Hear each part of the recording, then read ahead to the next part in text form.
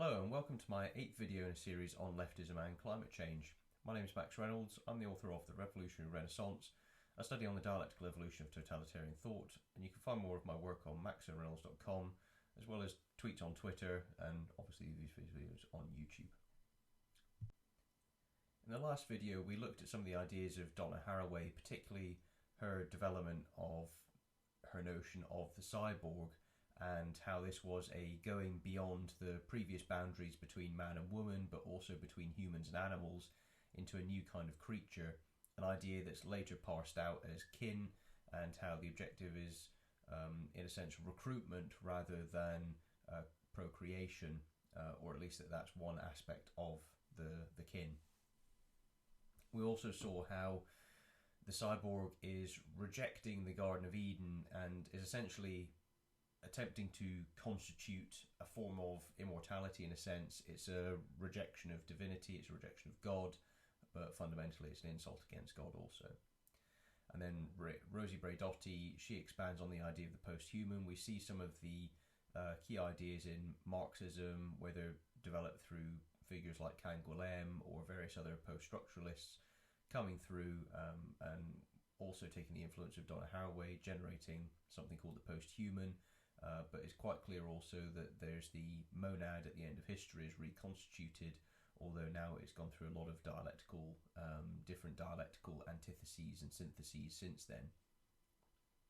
We also saw the appeal to new religions. So when Judith Butler appealed that humanity nature could be used for environmentalism, we explicitly saw how original Marxist ideas, and there is the latent religious aspect to it, can now be united with environmentalism. So you would expect to see increasing dogmatism, persecution, perhaps even the rejection of free speech. Well, definitely the rejection of free speech if you're coming to leftism, but all of these in relation to environmentalism. Recall that science is not physical science and the measurement of molecules and concentrations and so on and so forth. It's the science of consciousness and the conscious reformation of the monad and its consciousness and the world around it. And then likewise we saw Latour's dialectical neo-animism. So this is again appealing directly to the constitution of religions in order to develop a different relation to the material world. Now in this video we're going to take a bit of a change. Instead of going through dialectical philosophers, which we've really been examining up till now, we're going to look at some different ideas, particularly those manifesting themselves in the UN. And this thread really comes off of the back of Barry Commoner's Gaylord Nelson, Murray Bookchin on Earth Day, but also the ideas of Carolyn Merchant and so on and so forth. Now it's important to recall that, and remember, that none of those philosophers are going to be directly cited.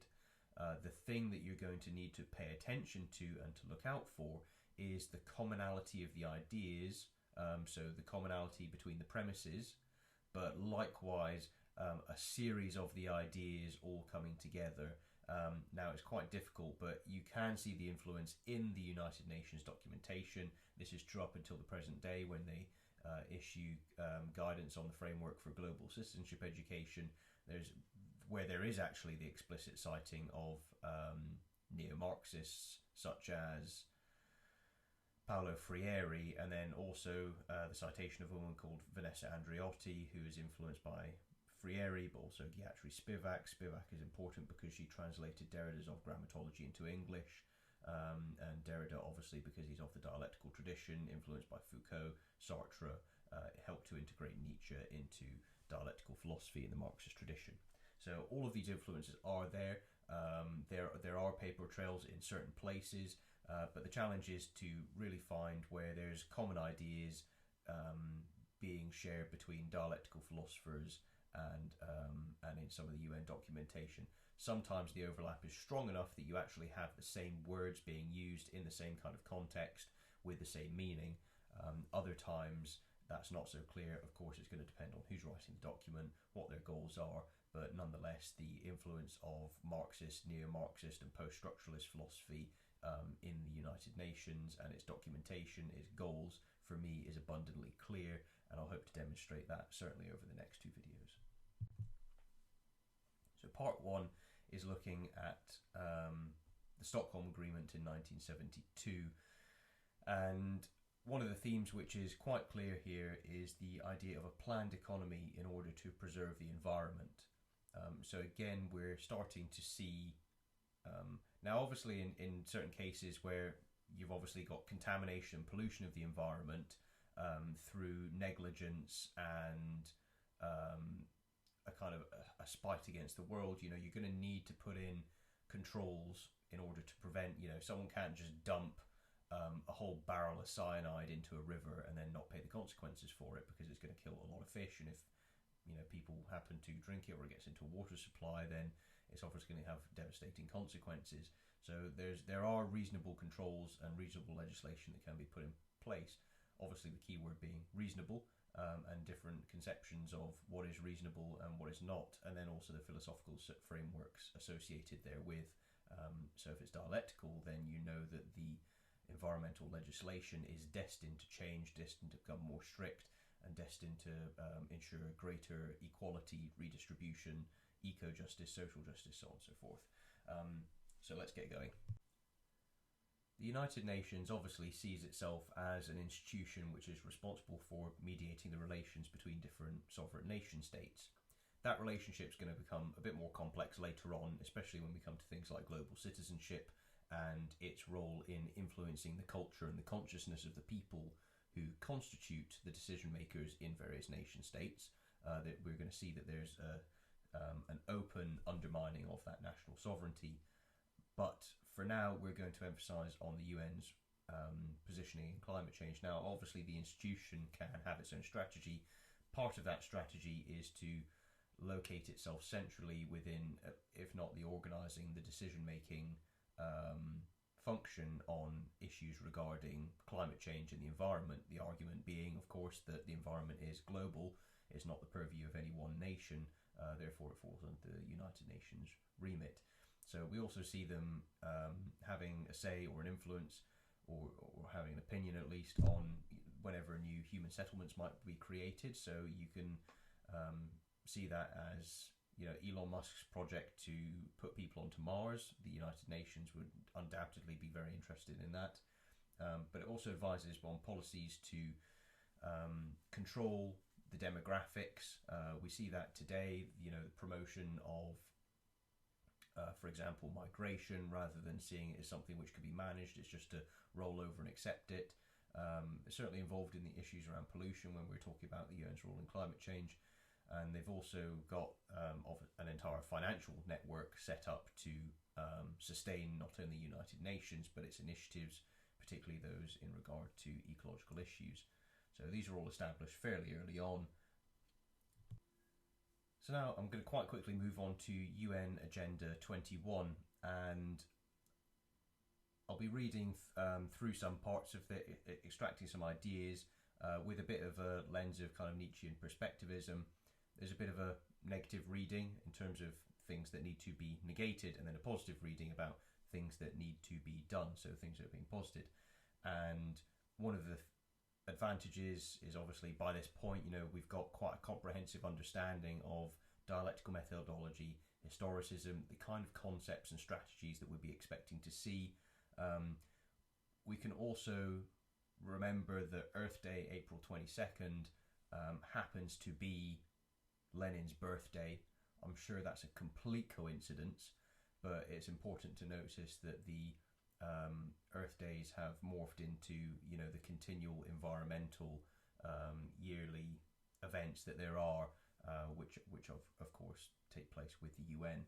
So as early as 1972 within the UN, we've already got the notions of the economy being planned to some degree in order to preserve the environment.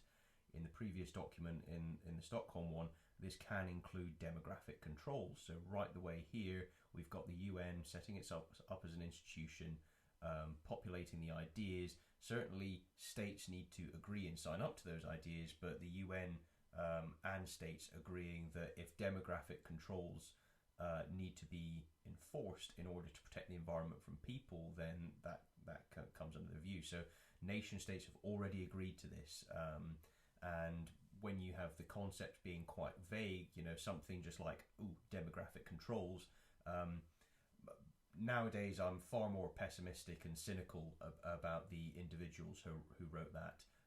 I'm not willing to really extend a tremendous amount of goodwill to somebody who's going to make a statement of something like we need to implement demographic controls, but not specify what those demographic controls are or the delimitation of those powers. For me, now looking at things with the dialectical lens, when I see something vague like that, it's high level, it's quite universal, it's probably been come up by an academic. That's why it doesn't have any specifics and doesn't have much to do with the particularities and being able to be easily held accountable. It's just this big pie in the sky statement. But if you're actually to look at what particulars are associated with it, you start to get to the ideas of things like forced population movements, relocations. You can include eugenics and so on and so forth. You could perhaps also have assisted suicide, abortions. All these kind of things come under the ideas of demographic controls.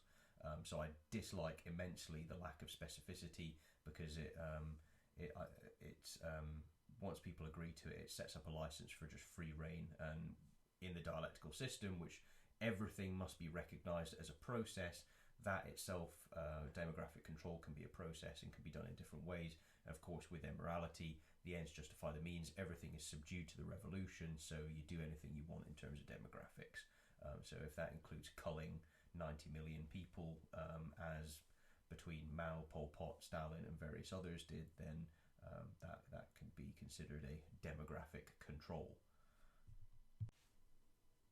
One of the key themes that comes through in Agenda 21 is that of holism, and it should be quite clear now that within the dialectical framework, you've got your relation to material reality, there's the base, there's a superstructure, you want to break apart the superstructure, post-structuralism, and then reform a new structure. So here, we're going to see where holism comes through Agenda 21, with this whole system thinking, kind of an allusion to the monadology. And one of the things that comes out is policies, should combine environmental concerns and population issues within a holistic view of development whose primary goals include empowerment of individuals and communities. So the main goal is to empower individuals and communities. So there's already a pre-written purpose written into the moral and logical underpinnings of various policies and laws. And one of the things which drives who ought to be empowered is the environmental concerns and population issues. So, for example, if you have people who are creating more output which infects the environment, then they need to be disempowered, and empowerment needs to be given to the people who are essentially doing the opposite. Remember that if you're looking at this through the Marxist lens, and this is going to be my reading of it, then you're looking at things through the lens of class antagonism. You're going to be looking at things through the lens of who has what power, and if the wrong people have power, they always need to be deposed. The leftist desires power for themselves. But this is realised altruistically by being power for the collective, and by positioning your opponent as creating victims. Not that victims can't be created on the political right and so on and so forth, but when it comes to leftism, it's a strategy to manipulate people's emotions to take certain action. When we come to what I'm talking about with leftism, it's not just anyone who happens to have a left of centre view of society and their politics. I'm meaning leftism being a system which is under dialectical philosophy. If you're under leftism, you're destined to be gunning for power, domination, cruelty, doing things which are explicitly evil is fundamentally built into the system. That should be abundantly clear by now. So I'm not talking about people who just happen to be left of centre, I'm talking about the system of leftism. Now, occasionally you come across one of these ideas which makes you stand back in stupefaction at its imbecility, and one of the ones here is technological replacement suitability should be evaluated holistically and not simply based on its contribution to solving one atmospheric or environmental problem. I've worked in companies, chemical companies, and the idea that you've got some sort of better solution, which could be better for the environment, but because it fails on some sort of holistic aspect, that you would then reject it, it's so beyond the pale that I wouldn't be able to come up with it myself. That's why I actually quite enjoy reading leftists, because you find out so many interesting things about the way they think. And yeah, I mean, this one would have been a difficult one, but obviously if you're relating it back to the previous statements, you might have some sort of product which is better for the environment, but if it isn't conscious of the environment and the demographic issues, taking a holistic view and empowering the right people, then it might be rejected. So you have technology which solves problem, but because it doesn't have the correct orientation in terms of values or of how it affects society or the social justice values, it's rejected. That doesn't necessarily mean it can't be taken and used in a different way once the social justice types have got control of that technology or imitate it. But it just goes to show you the thinking that if it doesn't work towards the goal, then you're not allowed to have it, even if the United Nations positions itself as helping to lead the mitigation of issues in the environment. Even if there's a technology that's available that's better, if it's not holistic, they're not interested. So it's directly working against their own explicit aim. It has to be through their methodology. It has to be through their system of morality. It has to have their political power all over it. Otherwise, it's rejected. And fundamentally, it's about the dominion over the thing itself. So intersectoral and program linkages, including improved access to information in order to support a holistic approach to planning and programming. This as a principle is quite interesting to me, because it's suggesting that you obtain the information and data from whether it's different markets, different businesses, different sectors, and then you're integrating them all in at a point of centralization to get the holistic view of the world and thereby make your decisions. It's a subtle one, but I thought it was important. The holistic management of fresh water as a finite and vulnerable resource, and the integration of sectoral water plans and programs within the framework of national economic and social policy are of paramount importance. Now, of course, most nations aren't in the business of poisoning their own water supplies, although there may be some argument over that with the dumping of endocrine disruptors by one means or technology or another, or their use in water processing. That can obviously be argued, but generally people aren't looking to contaminate their water system. So depending on what way you look at it, either this has been an abysmal failure given the presence of endocrine disruptors in water, from whether it's things like hormone pills and things like this, or whether it's from certain compounds in plastics like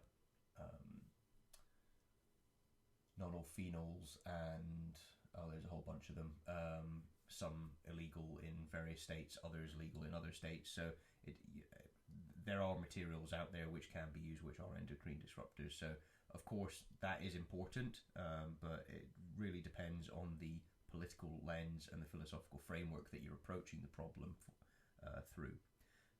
When it comes to anyone who may or may not be using dialectical methodology, the idea of their controlling water just horrifies me, because it's simply an extension of the idea of control the food, control the people. Fresh water is a unitary resource. Long-term development of global fresh water requires holistic management of resources. So holistic management means an entity which is high enough to have the holistic view. This language prefigures the idea that it's some aspect of the management of water is taken out of the purview of states. That doesn't necessarily mean a nation state doesn't have the control over the water, but it may simply mean that the values by which decisions are made have to be holistic, so it has to come through a certain lens when you're either formulating legislation, formulating policy, deciding who needs to be empowered by being given some more water, and so on and so forth. So water resource management must be developed within a comprehensive set of policies for human health, food production, preservation and distribution, disaster mitigation plans, environmental protection and conservation of the natural resource base. There's not actually an awful lot in that last part I disagree with, but at the same time, if you're coming at it from a certain lens, a certain perspective, then each and every single one of these things can be turned towards a negative, towards a means of controlling people, and it's recognising the means of not a positive intent, not a virtuous intent, but how each of those things can have something read into it which is used to control and exert power over people. So environmental governance. Business and industry, including transnational corporations, should recognise environmental management as among the highest corporate priorities as a key determinant of sustainable development. I mean, the main thing is that if you're dumping chemicals into the water and it is influencing the environment, if you are releasing endocrine disruptors, then it's individuals that need to be held accountable for it.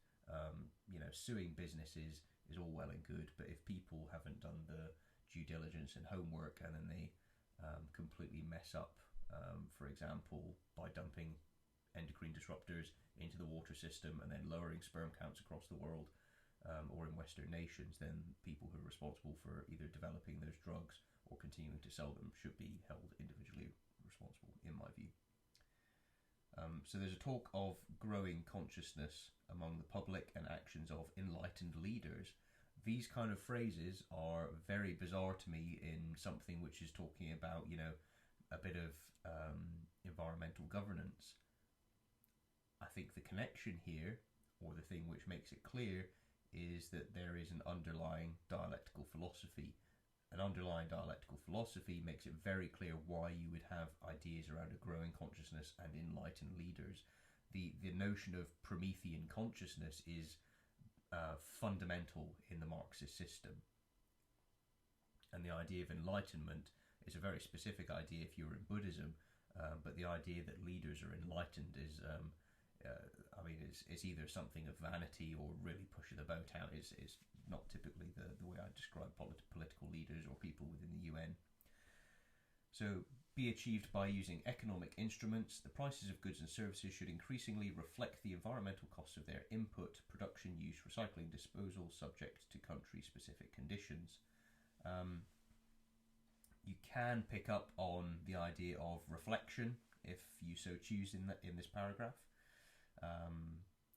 So whether the material relation to reality is reflected in the product itself, that could be consciousness of the product and the system in which the product is manufactured and the means by which.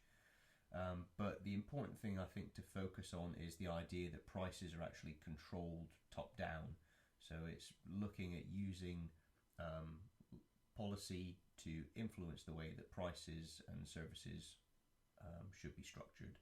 So you're actually moving away from the way that the market values objects to one in which a certain system of values is driving the cost of things that you would be purchasing. So of course, in such a system, you would be, and this was essentially the core of Barry Commoner's, or alludes to and is complementary to Barry Commoner's ideas about ensuring that all objects and processes should be subjected to environmental principles. Under such a system, things like petrol, diesel, things like these, any kind of plastics, petroleum compounds, these would all be taxed increasingly heavily, although ultimately for many of them there are actually no replacements. Moving towards environmentally sound pricing. So that's again a clear allusion to Barry Commoner's value system, which he wants to have govern the way that pricing and trade and economy take place. So without the stimulus of prices and market signals that make clear to producers and consumers the environmental costs of the consumption of energy, materials and natural resources and the generation of wastes, significant changes in consumption and production patterns seem unlikely to occur in the near future. So if there isn't control exerted on the market in order to change top-down people's habits and purchasing behaviours, it will just continue as it does. And continuing as it does implicitly means environmental change in the environment and climate change. So the duty here is that therefore people's attention, perception, value judgments, what things are accessible to them, the price of those things, all need to be controlled top-down in order to prevent climate change. Prices will appropriately reflect the relative scarcity and total value of resources and contribute towards the prevention of environmental degradation. So likewise, you need a holistic entity which has got a view for all of the resources, what their value is, and then setting the prices relative to that, and all of the aspects of the product life cycle associated therewith. Governments should seek to identify and consider measures to correct price distortions arising from environmental programs. So again, top-down imposition of power. The government is going to make your life more expensive and the goods that you would like to purchase more expensive. So what this, on account of saving the environment, on climate change, in fact higher than that, simply on environmental principles, the government is called upon to increase the cost to you. So your quality of life decreases simply for the environmental principles. Of course, when we recall that as far as Barry Commoner and others were decided in 1972, is climate change was already in place. It was already humanity on the path to its own suicide. So here we obviously understand that the imposition of power and the increase of prices, whether by printing money to artificially inflate the costs that you pay, so to devalue the currency, but then if you've still got the same process flows of money through all the system, things like companies not being able to reclaim VAT and things like this, then, and wages not necessarily keeping up with inflation, then this is all going to contribute to you being poorer. Of course, if you are poorer, you're not able to purchase as much. This is helping the environment. There is scope for initiatives aimed at trade liberalisation and at policies to make production more responsive to environment and development needs. Trade liberalisation should therefore be pursued on a global basis across economic sectors so as to contribute to sustainable development. So the idea being that you develop free trade across the world and common trade agreements, and that once you've got these common trade agreements established and free trade, you can have a system of standards by which all of the products are set against and judged by the way businesses produce things, the way that import-export is conducted, and all of this will be driven by sustainable values. So what is good for the environment from a certain dialectical perspective, and this is going to drive conception, teaching, behaviour, contents of legislation, contents of policy, and so on and so forth, and everything is holistically ordered.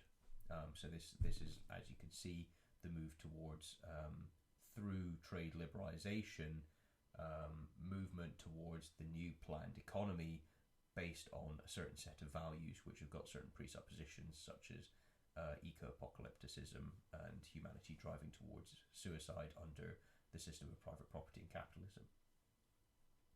So you reflect efficient and sustainable use of factors of production in the formation of commodity prices, including the reflection of environmental, social and resource costs.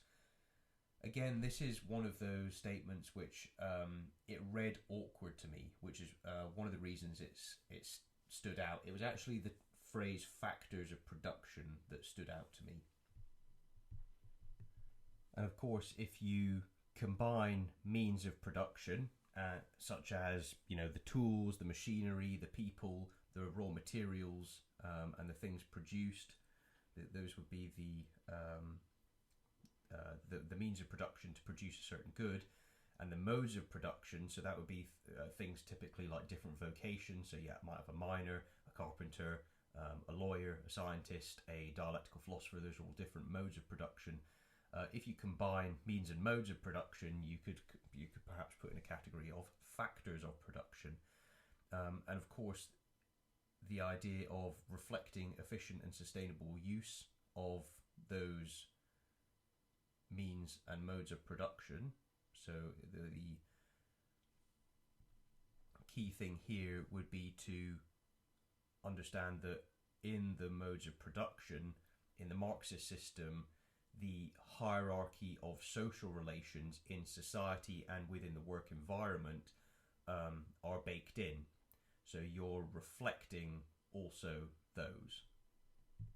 Or in other words, each of those different things contributes to the price of the good which is offered to the market. That's not anything drastically different from what's already been said, but when it says that it includes the reflection of the environmental, social and resource costs, this last statement is a bit more broad, and again, because reflection is an explicit technical term within dialectical philosophy, it comes straight from Hegel. Marx has a clear conception of reflection from his Epicurean philosophy notebooks and from some of his early writings. When you've got something which is broad, saying environmental, so nature, social, so social relations, hierarchy, resource, so the material goods and thing used to produce things, and all of these together, to me, suggest a more dialectical interpretation.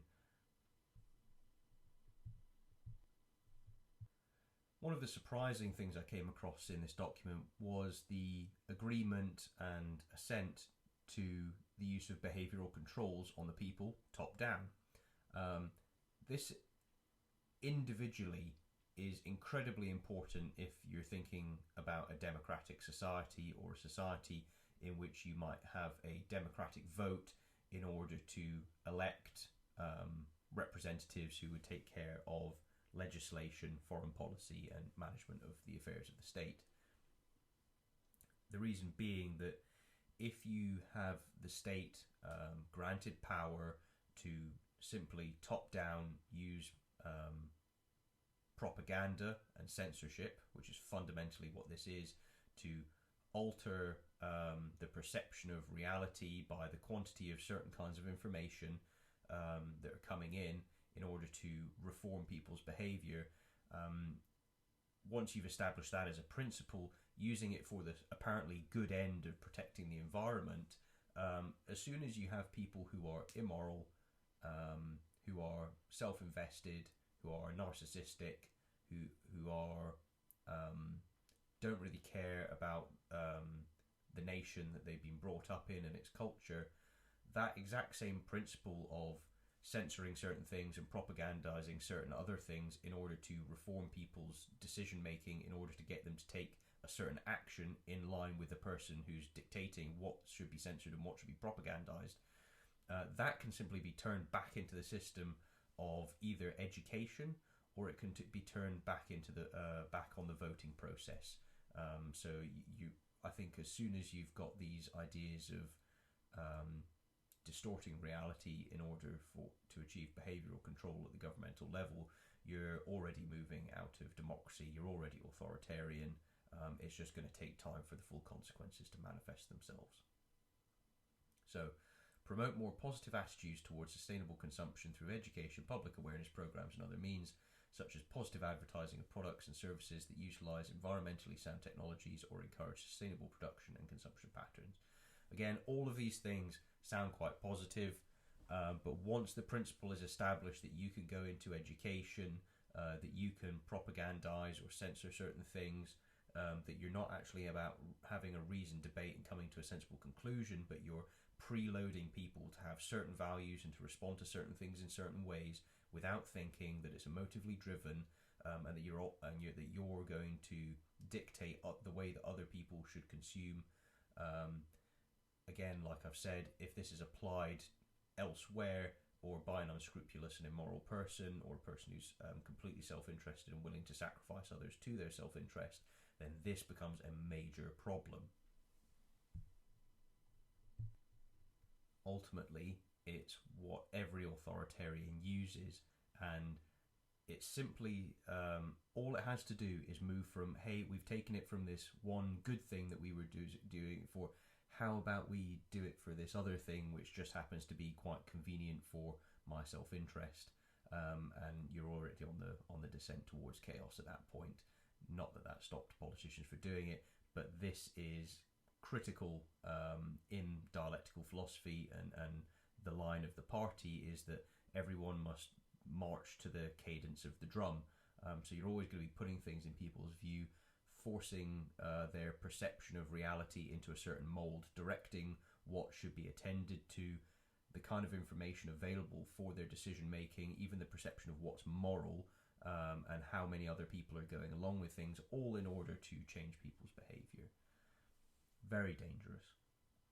So some progress has begun in the use of appropriate economic instruments to influence consumer behaviour. These instruments include environmental charges and taxes, deposit refund systems, etc.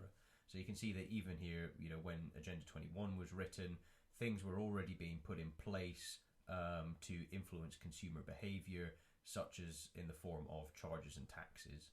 So it's not the actual cost of the good and its manufacture to produce and so on, and the cost of the business associated therewith. It's then got to reflect wider social conditions. It's got to reflect the empowerment of certain groups of people. It's got to be derived from what the certain values say the thing ought to be priced at, rather than its true reflected price. And this requires the combined efforts of governments, consumers and producers. Particular attention should be paid to the significant role played by women. So the idea is it's socially, it's social, it goes across government, consumer and producer. So it's that holistic union and interaction between government, consumer, producer. So the company, people and state. So of course, when I mentioned in Barry Commoner's ideas, or if we recall Aaron Gare's ideas, you've got this idea of ecological nationalism, or rather environmental fascism, that's latent within many of these systems once you're driving from certain ideas. And certainly if you're changing the way that if you're deliberately altering people's attitudes, if you're propagandizing, if there's not the framework for a debate, i.e. that people can reject the changing of their attitudes, then you're being subdued by these values and the top-down imposition of those ecological principles, the environmental fascism. So you don't really get to question things, you don't get to reject things. You might not even be able to bring certain products to market if you don't meet standards X, Y and Z that somebody somewhere has arbitrarily set. So that might manifest itself, for example, in you want to start a business, you need a loan from a bank, the bank demands that you ascribe to ecological values and principles that they've set down, that dialectical philosophers have informed. Unless you conform to their system of values and behaviours, you're unable to get funding. It said, oh, well, that's just competition, whoopsie, poor you, that's your problem. So, of course, life, if you're not ascribing the dialectical environmentalist values, can be made unlivable, business made impossible for certain types. You have to conform to the value system in order to get to play. And of course, this also means that government and consumer get a finger in your pie. So it's kind of this movement from a shareholder model and clearly delimited private property and ownership to a more kind of socialist. So this is why Giovanni Gentile's ideas in Italian fascism are very important to read and understand when it comes to dialectical philosophy and environmentalism. So this, the emphasis on woman, I thought was very interesting, obviously because women in traditional households where women and men are married, the man obviously has typically would have the wage. Obviously since the 1940s, I remember reading somewhere recently that the number of families that had both parents of employment in I think it was 1940 odd, or was only something like 17%. So it was a very low number of relationships and marriages in which both spouses needed to work. That may have been by choice, but that may have been demanded. Whereas nowadays, the requirement for both parents to work would increase, and that seems quite natural if you've got if you have more women entering the market, so that you double the size of the entire workforce by including both genders in paid occupation, then that's going to have an influence on the wages. So the emphasis on women that I saw here, I think, is tied into the promoting of positive attitudes for sustainable education through sustainable consumption. God, I can't speak. Through education, public awareness programs, and other means. So you're presenting emotive information to people in order to get them to change their behaviour. Well, of course, ultimately, it's women who do a substantial amount of household spending and who have influence over household spending, but ultimately as well reproduction and the choice to bring children into the world. A lot of that's the woman's choice as well. So you can see how targeting women in an emotive way might be used to now change and exert behavioural controls over the way that people behave in alignment with environmental principles. Now, the whole thing includes access to information, and I think this is where the authoritarian, insidious nature, and conformity with dialectical reason is completely clear. You're restricting people's ability to access information and thereby distorting their perception of the world in order that they'll make the decisions that people at the top want them to make. It's just authoritarian. Ultimately, it can move to totalitarianism. If you consider the combination of access to information and price controls, how can these be used to influence reproductive behaviour? Recall that all throughout Marxism, there's the desire to control the way that people are produced, whether it's physically or whether it's their consciousness. Here we see the control of consciousness through emotion in line with a certain set of values. Potentially easily abused and used for evil. And one of the interesting things was consciousness raising in praxis in the document as well. So in order to integrate demographic analysis into a broader social science perspective on environment and development, so note, not physical science, social science, a certain consciousness and a certain perspective on the environment and development and the values used thereby to make judgments, to nudge behaviour in order to change the way that pricing takes place, integrating people into viewing the world holistically and themselves in relation to all of the different holistic aspects of the world, into the dialectical unity. You're seeing it, I hope. In order to integrate demographic analyses into a broader social science perspective on environmental development, interdisciplinary research should be increased. International institutions and networks of experts should enhance their scientific capacity, taking full account of community experience and knowledge, and should disseminate the experience gained in multidisciplinary approaches and in linking theory to action. So, the academics, not necessarily physical scientists, come to a certain awareness, generate the study areas, create the knowledge, convey and dictate that knowledge to the people, thereby having them possess certain theories which they put into action, which will of course regenerate new theories. That is the praxiological movement, which is the fundamental bedrock of revolutionary materialist action in the Marxist system. A common framework needs to be developed whereby the contributions made by all sectors and activities of society that are not included in the conventional national accounts are included, to the extent consistent with sound theory and practicability in satellite accounts. Of course, I'm starting to add my own emphases now to kind of get you to see a couple things, but they should stand out. And yes, certain things which have been excluded now become included, and they need to be permeated by sound theory and practicability. So this is the dialectical methodology. You need to look at all of the aspects of society, government, business practices, markets, products offered, prices, and so on and so forth. They need to be underpinned by sound theory, and practicability, so they can be implemented. And then, of course, you've got the praxiological evolution as things dialectically evolve. Human resource development programs must therefore aim to raise consciousness and educate and inform concerned groups and the public in general. So raising consciousness, the Promethean fire brought to the as yet unenlightened people who will become the proletariat, now the environmental proletariat. So you raise their consciousness and you educate and inform, or tell them exactly who they are, why they should be concerned, that they are a concerned group, that they are a victim group, that they need to be empowered, and that prices should reflect, whatever principles it happens to be.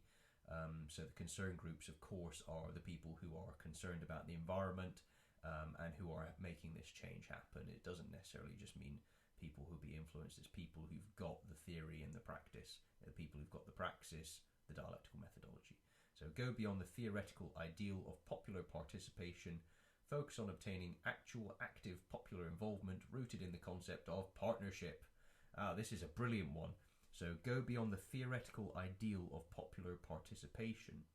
So theoretical idealism is Hegel's philosophy. Idealism is one of the things which Marxists and materialists loathe.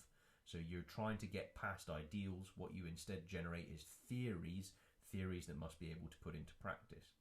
So popular participation, focus on obtaining actual active popular involvement. So the people in the material world are taking part in the action, which is going beyond the theoretical ideal, which is taking part in establishing these human resource programs to raise consciousness and to get other people involved, which are based on sharing and ensuring that theories are developed and that they're put into practice. This is a fundamentally Marxist document. The thinking, the values, the methodology are underpinned fundamentally by dialectical philosophy, dialectical materialism. It's abundantly clear. Rooted in the concept of partnership. Again, is very important, and this can only be done when you've got a broad understanding of Marxism and the neo-marxism, post-structuralism, and you've done a lot of reading, is synonyms. So the lexicon of the Marxist and the lexicon of yourself, when you're reading the same paragraph, you're going to get different understanding from it. And so one of those key words here is in partnership. The word in Marxism is solidarity. So there needs to be solidarity in theory, solidarity in praxis. That will help solidarity with consciousness, but solidarity in revolutionary action, solidarity among the collective. So going beyond the theoretical ideals of popular participation, you get people doing the actual work, the actual implementation through partnership with one another. It would be hard to come up with a more Marxist statement since it hits so many of the principles. Part 3, Conventions on biological diversity and on climate change. So, of course, an institution which is situating itself as having jurisdiction over the world on certain particular issues, which is helping to coordinate the value system, the methodology, the way that policy is informed and made, is going to need a huge amount of resources in order to be able to affect this more holistic organisation of the economy and the values by which people make their judgments about what to do in, with their lives and what they wish to purchase and things like this. So it needs a financial system associated therewith, and one of the things that the Convention on Biological Diversity sets up was that financial mechanism whereby for these goals or for the UN it could accrue more funds to support itself and thereby expand. So people can pay through their taxes for the institution, which will in turn advise governments to implement a certain series of values, which will increase the costs of goods that those people would also purchase. It's very leftist. So noting that it is vital to anticipate, prevent and attack the causes of significant reduction or loss of biological diversity at source. So of course, that can just mean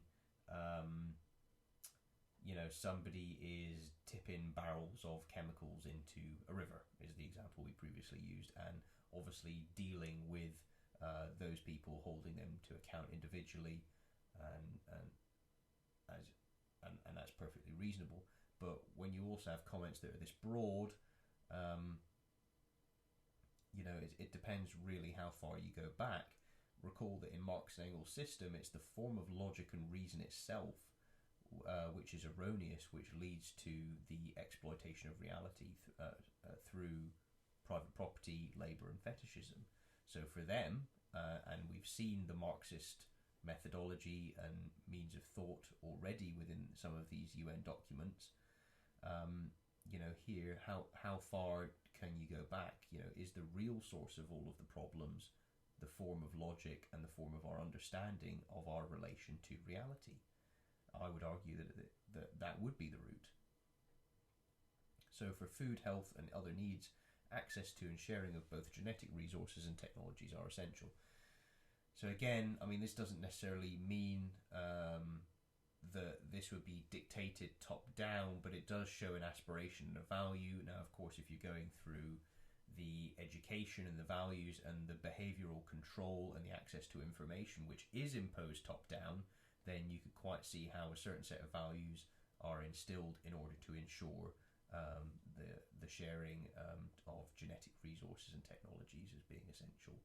So this may mean, cultivating a certain culture whereby people have an egalitarian redistributive view, or that there's not any intellectual property, which is the purview of, a person who developed it or the countries. If your technology is good enough, we're going to take it. Or you might be forced to exchange your genetic resource, like your DNA, as part of a certain exchange with society. And when we come to the definition that's supplied of genetic resource, it's so broad. It's just anything biological, genetic material or actual or potential value. It's just anything. Your body is of potential value. So this is one of the things that have been signed up to and been in place for a number of years. So access to and sharing your body's genetic potential, whether by data or other means. Article 1 said, fair and equitable sharing of the benefits arising out of utilisation of genetic resources, including by appropriate access to genetic resources and by appropriate transfer of relevant technologies, taking into account all rights over those resources. Taking into account all rights over those resources, when you understand that from the leftist perspective, there are no fundamental human rights, especially if you're trying to move to a post-humanity or a kin, no such thing as human rights. You want to get rid of those things. Fundamentally, the rights are derivative of the society and how they deem human nature and laws ought to be. So providing dialecticians can obtain control of academia, teaching, people's way of looking at the world, people's means of reasoning, the information categories that people use, what they're told is moral and what is right and wrong, these can all be influenced obviously top down at this point. So the idea of taking into account all rights over those resources is, when you're considering a leftist, is meaningless. It is an utterly meaningless statement. So really what we're getting into is the fair and equitable sharing of the benefits arising out of the utilisation of genetic resources, including by appropriate access to genetic resources and by appropriate transfer of relevant technologies. So if there's a benefit to a certain genetic resource, then that needs to be shared. Hence, potentially, access to your body, which might potentially be genetically useful to others. So your DNA can be perhaps shared through various techniques and technologies with other people and without your explicit consent.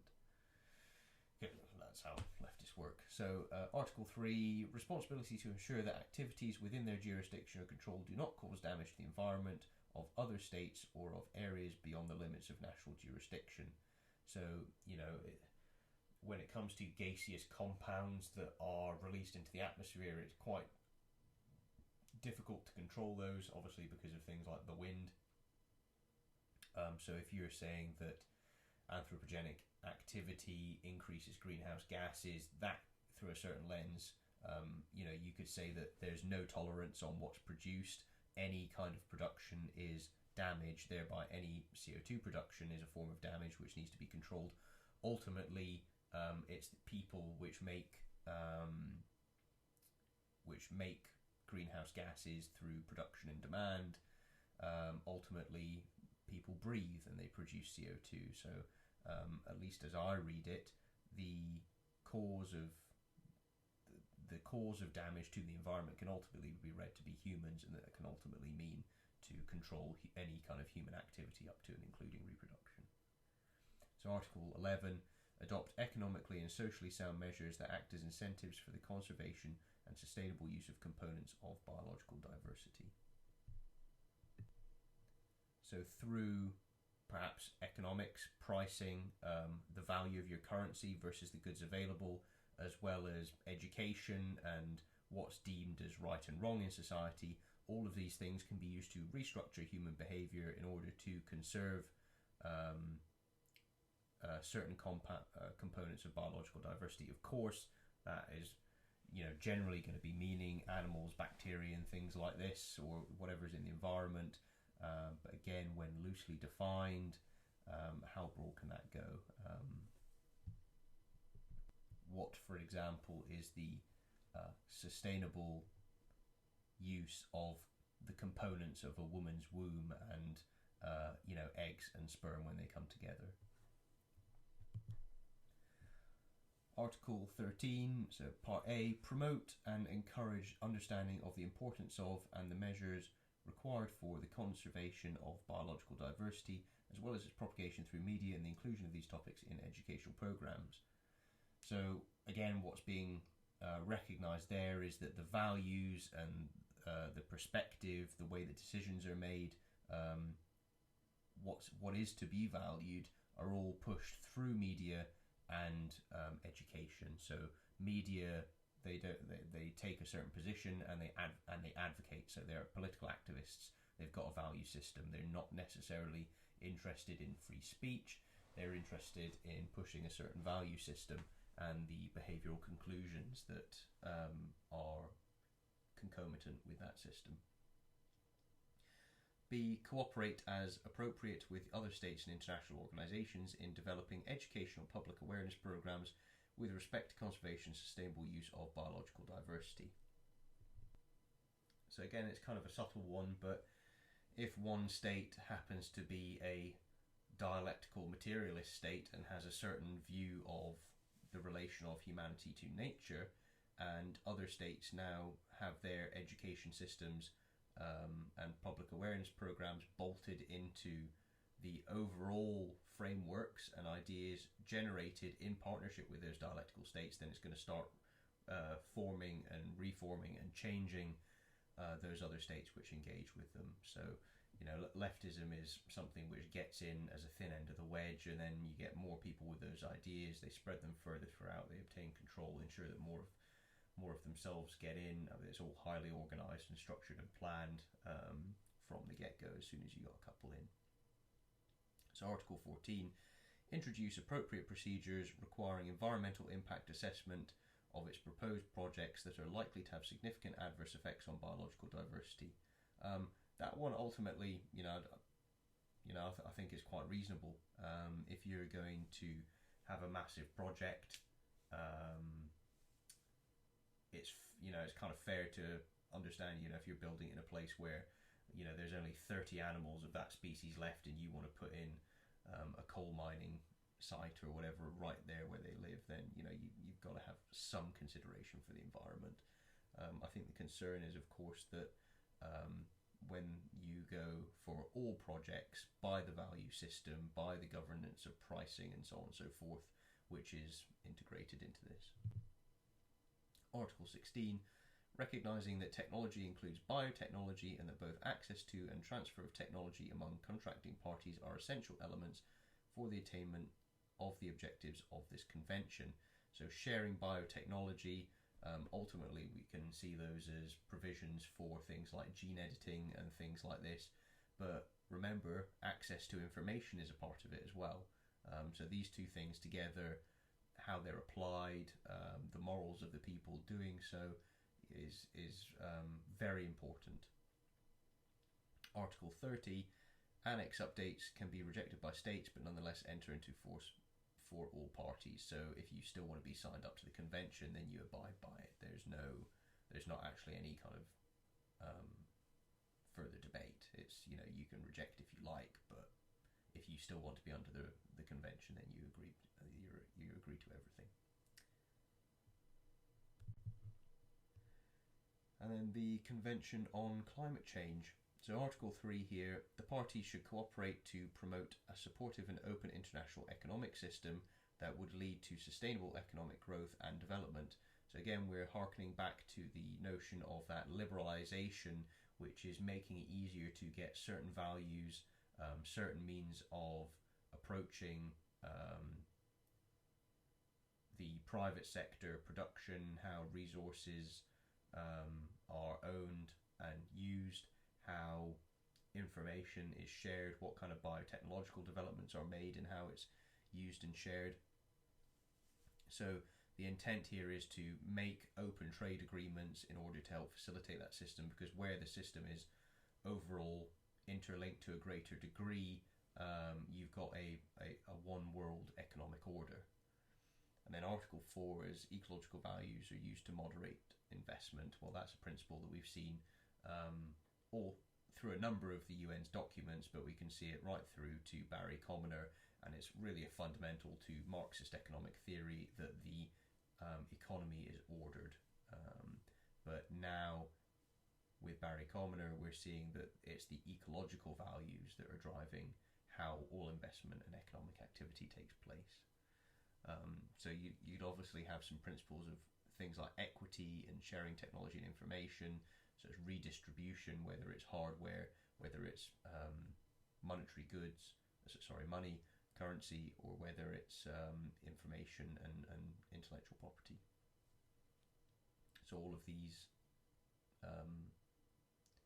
when you consider the empowerment principle as well, you can take from developed countries and people who've developed the technology, and then you redistribute it and simply give it to poorer countries. So yeah. So this has been a bit of a different one. Interesting nonetheless, and one of the key things is that the UN establishes its role within climate change, and managing the response to it is values driven, it's driven at the level of reason. We see a number of unions between obtaining financial resources, using ecology as a driving way of looking at the world and having an associated value system therewith, mating together the corporate with the government and the buyer, and then you've got the state and private sector working together in order to conform and ensure that products and the economy basically ascribe to those ecological principles. But one of the issues with the significant top-down influence is the Marxist theory and philosophy, which is clearly underpinning it, and then the implications that means for the deliberate ordering of society, the rights that people have, the freedoms that people have, the ability to make decisions that you have. All of these are greatly reduced under this system because ultimately you are the problem when it comes to climate change. So use of policy and knowledge is to influence behaviour. So of course, if you want to influence behaviour, you have to restrict the access to information. That's why you also need to have it top down, pushed through the schools, so on and so forth. So you could conceivably have a world in which there is no climate change, but every institution, academic course, value system, means of orienting the pricing structure of goods and production and companies and so on and so forth are all oriented around and fighting against climate change. That's the way that the raising of consciousness and the social science of Marxism works. Is you can have a a boogeyman which doesn't exist, but everyone's saying, yes, it exists, I agree, I see it in front of me right now, and we need to act against the boogeyman. But the boogeyman of climate change from a social science perspective is completely different from climate change from a qualitatively validated scientific approach.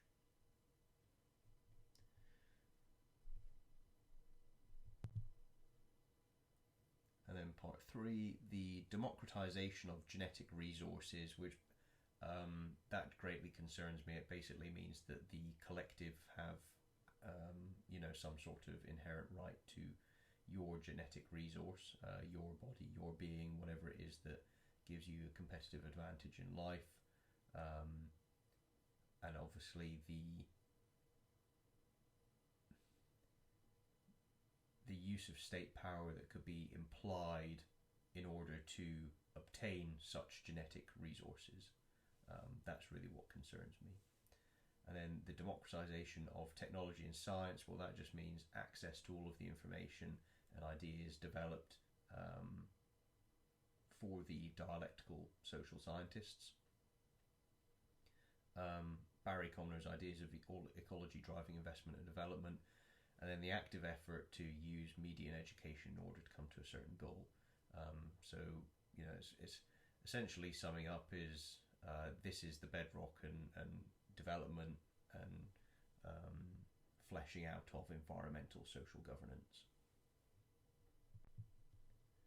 These are the works cited, and thank you once again.